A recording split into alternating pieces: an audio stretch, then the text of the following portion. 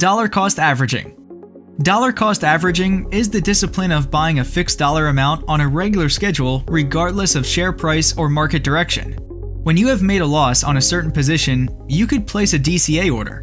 By ordering the same position again, your average buy rate will be lower. A DCA order will be placed for double the amount of your current total, so using DCA can be risky.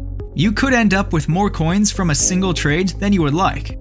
There are multiple ways of configuring DCA orders. In the config, you can configure it for all positions that go in the red, but you can create DCA orders for individual positions as well. Select the position you want a DCA order of, and go to the bulk actions and click Create DCA Order.